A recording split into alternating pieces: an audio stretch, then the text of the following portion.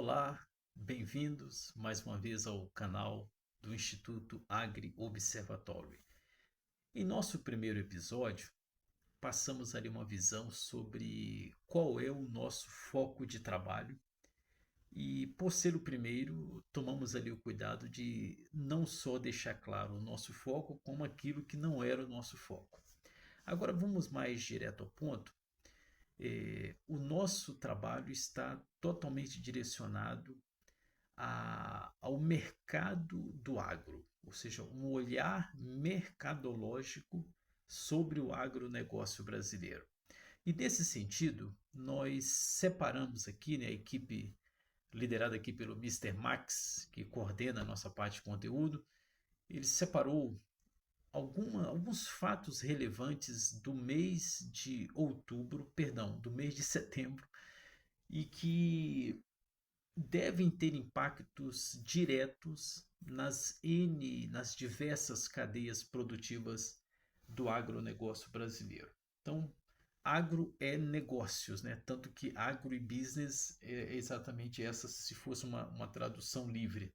Alguns fatos que marcaram então o mês de setembro, tem uma publicação do Canal Rural reforçando aqui um projeto de uma empreendedora, perdão, de uma incorporadora de Balneário Camboriú, em Santa Catarina, de construir em Sinop, no Mato Grosso, né, a capital da soja, um prédio, né, um edifício daquela série World Trade Center, né, o WTC, que foi uma das torres, inclusive, né, que foram derrubadas naquele 11 de setembro, né, o fatídico 11 de setembro americano, e vai ser construída uma dessas torres, né, do World Trade Center lá em Sinop, em atenção e, obviamente, reconhecendo a relevância que essa cidade tem para o agro brasileiro.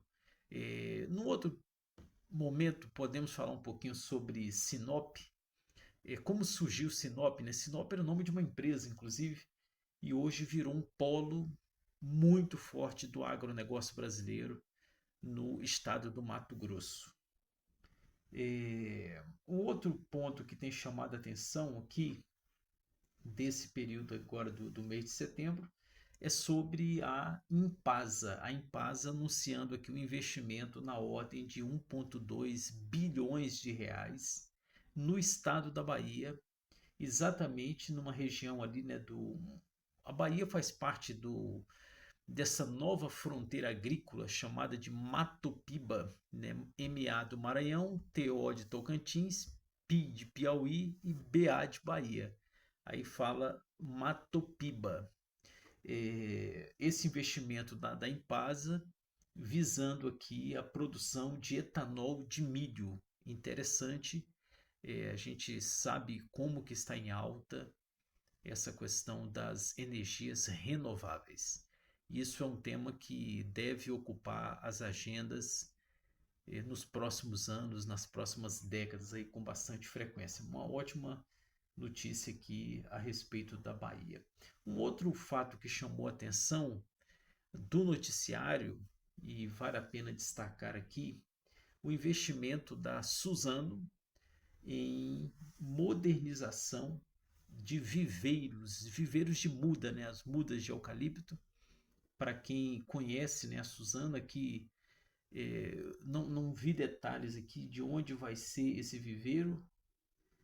Está falando aqui, Ribas do Rio Pardo, provavelmente está no projeto Cerrado, né, o projeto novo da Suzano. A Suzano é uma empresa bastante atuante, né, no mercado brasileiro, está presente na região de Três Lagoas, né, Mato Grosso com São Paulo. Ela, salvo engano, teve a origem no Espírito Santo, na região de Aracruz. Tem presença forte no sul da Bahia. Ela também tem ali, sul da Bahia, Teixeira de Freitas, ali Poço da Mata, já indo para a região ali de Alcobaça. Mas também tem uma participação societária, acho que de 50% ou um pouco menos, ou um pouco mais, na Veracel, que fica em Porto Seguro. Quem já pousou ali, né, de avião no aeroporto de Porto Seguro vê as florestas de eucalipto. e boa parte daquelas carretas, né, transportando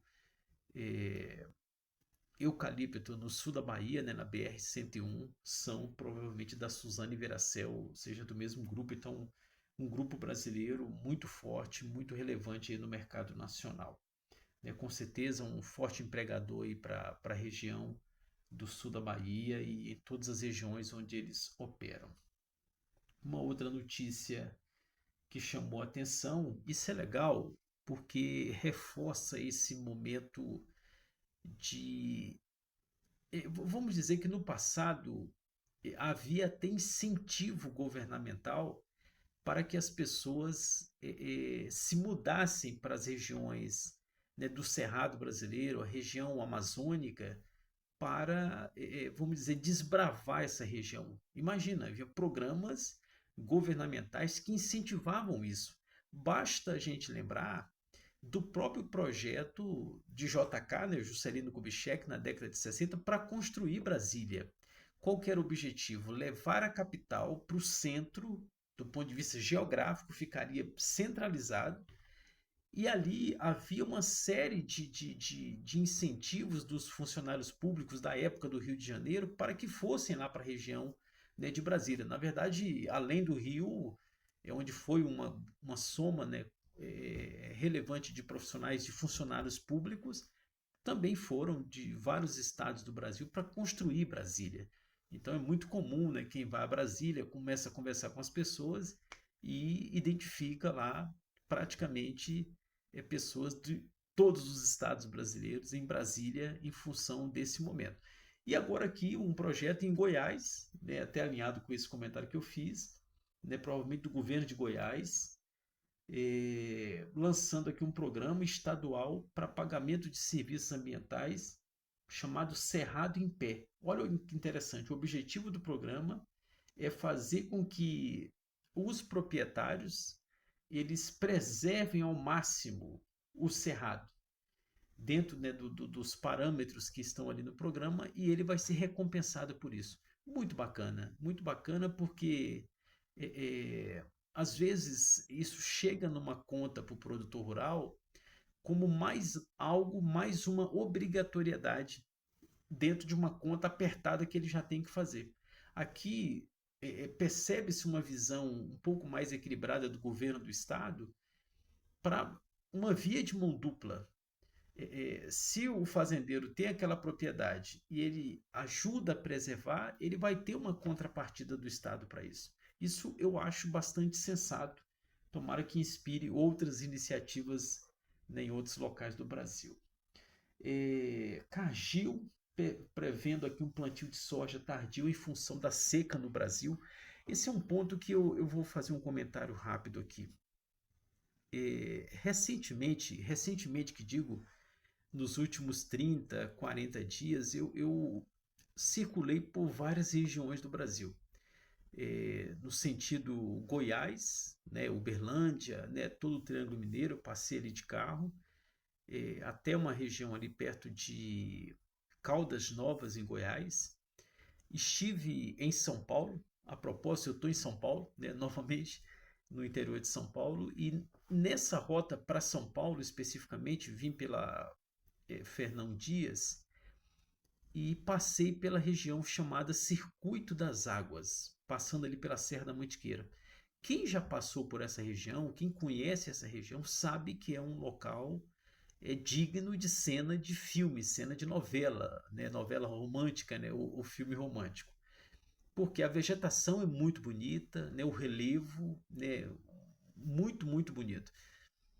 E eu já passei várias vezes nesses locais, nesse local, e sempre admirei. É como se você quisesse a cada curva parar o carro para tirar fotos, né? Porque realmente é uma paisagem paradisíaca. Nessa última viagem que eu fiz, agora, né, menos de 30 dias, eu fiquei impressionado com vamos dizer, a impressão que a seca tem gerado nessa região.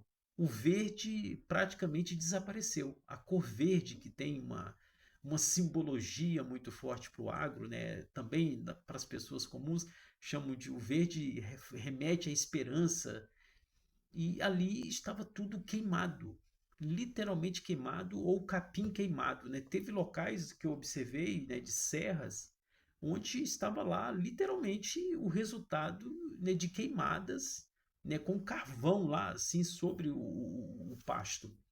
E esse local lindo de se ver, onde eu recomendaria para qualquer um aqui passear, estava num cenário muito, muito triste. Mas isso eu percebi nessa rota de Belo Horizonte a São Paulo, percebi nessa rota indo para Goiás, percebi também nessa rota indo para o sul da Bahia, e com pessoas que eu tenho conversado em vários estados, mostra que isso tem sido frequente, né? Aquela fumaça, né? Fumaça está predominante na cidade de Belo Horizonte já tem mais de 40 dias, a ponto de à noite você olhar para a luz do poste e ver ali a fumaça. Então, assim, isso tudo certamente resume aqui o que a Cargill tem chamado aqui de seca no Brasil, né?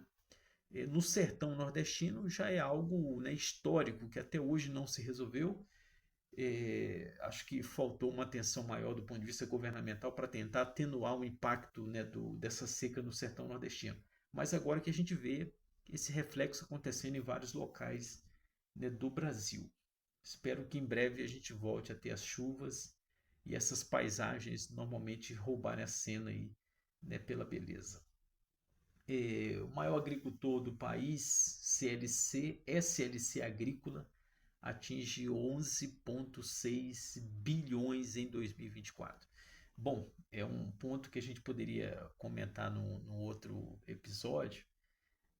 A SLC Agrícola é conhecida como, né, o rei da soja, né, pela quantidade de área plantada, realmente é fora de comum, aqui fora do comum, expressar isso. E a notícia final, a gente vem acompanhando isso aqui é até objeto de estudo, né, da nossa equipe aqui no Agro Observatory, o, o movimento que vem acontecendo no mercado brasileiro de distribuição de insumos agrícolas.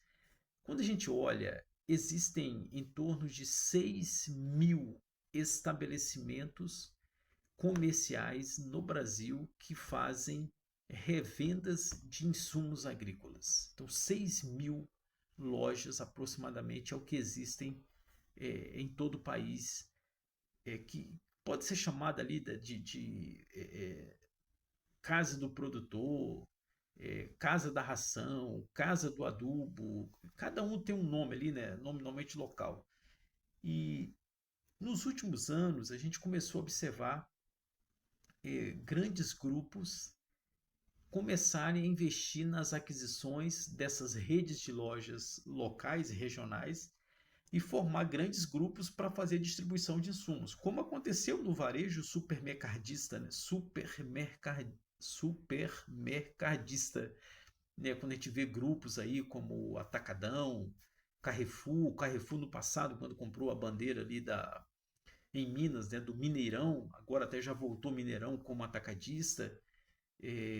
Na época o Carrefour comprou e criou a rede Champion, né, o Champion. E, enfim, esse movimento no varejo supermercadista já tem uma consolidação. A gente tem grandes redes hoje, né, de varejo nacional de supermercado. E esse movimento também vem acontecendo no agro para as lojas de revenda de insumos. E aí a gente viu mais recentemente marcas como a AgroGalaxy, a Nutrien, a Lavoro, né? A AgroGalaxy e Lavoro pertencente a grupos de investimento, e a Nutrien é uma empresa canadense, também de capital aberto. Então, quando a gente começa a observar esses grupos, falava-se até de qual o tamanho da fatia de mercado que esses grupos iriam conseguir no Brasil. Tem outros grupos, né? Não são multinacionais, são empresas brasileiras, como Alvorada, também tem feito um trabalho muito bacana, principalmente no centro-oeste, né, do Brasil. E a gente vê esse movimento caminhando. Mas a notícia que chamou a atenção recente agora é o pedido de falência do grupo né, da rede aí AgroGalaxy. Inclusive aqui a notícia que chamou a atenção aqui no Money Time é da debandada do presidente e de 5 conselheiros que se renunciaram, né, pediram renúncia do cargo do grupo AgroGalaxy. O impacto para o varejo do agro, quantas empresas foram adquiridas, né, por esse grupo para formar, né, esse conglomerado de lojas, e agora esse fato aqui acontecendo. Recentemente teve notícias de muitas mudanças também, né, publicadas aí pela imprensa em relação à Nutrien, né, então a gente deve estar acompanhando de perto. O varejo ele tem as suas peculiaridades e no agronegócio não é diferente. O agro brasileiro vem passando por um momento bem desafiador, não só pelos fatores climáticos, né, mas N outros fatores. Também a gente pode observar, eu vou parar por aqui, já tem 15 minutos de gravação, as grandes companhias multinacionais que atuam no agronegócio, né, seja na produção de sementes, da proteção de cultivos, né, chamado CP, né, ou Crop Protection, também tem anunciado uma série de mudanças, de rever o modelo operacional, rever, né, a organização global. Né? Normalmente são empresas que atuam em vários países, em muitos países, e tem anunciado uma série de mudanças. Né? Enfim, a gente pode dar um duplo clique nesse tema num próximo vídeo, mas claramente há um movimento, né, no tabuleiro. Podemos imaginar aqui uma partida de xadrez, né, e essas peças estratégicas do mercado nos diversos setores. Né, a gente falou aqui das traders, aqui do varejo, na própria indústria de insumos, então várias coisas acontecendo, né, e a gente precisa ficar atento para olhar como isso pode refletir no agronegócio brasileiro, para o produtor, para o consumidor, para o empresário.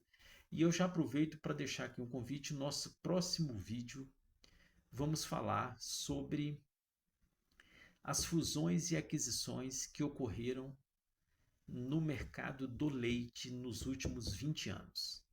Muita coisa legal. Talvez você que nunca tinha parado para olhar isso de uma maneira organizada, você vai ver o que aconteceu no mercado do leite, no mercado, né, de laticínios, cooperativas nos últimos 20 anos. Preparamos esse conteúdo, né, já está no gatilho e na próxima semana estará no ar.